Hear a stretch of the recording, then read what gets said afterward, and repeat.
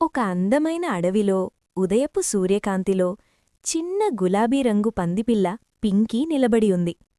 పింకీ ఎరుపు టీషర్ట్, నలుపు షార్ట్ వేసుకుంది.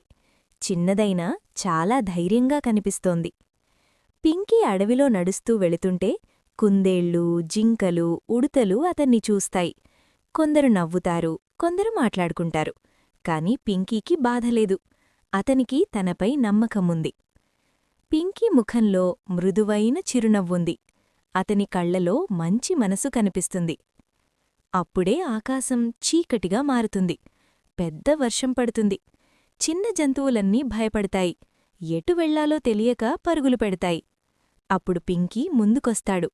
వర్షంలో నిలబడి పెద్ద చెట్టు దగ్గరకు రమ్మని చూపిస్తాడు. పింకీని నమ్మి అన్ని జంతువులు అతన్ని అనుసరిస్తాయి. అందరూ చెట్టు కింద సురక్షితంగా ఉంటారు. వర్షం నెమ్మదిగా ఆగుతుంది.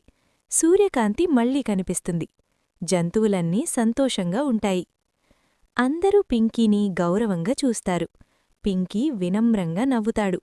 సాయంత్రం సూర్యాస్తమయంలో పింకీ ఆనందంగా అడవిలో నడుస్తూ వెళ్ళిపోతాడు.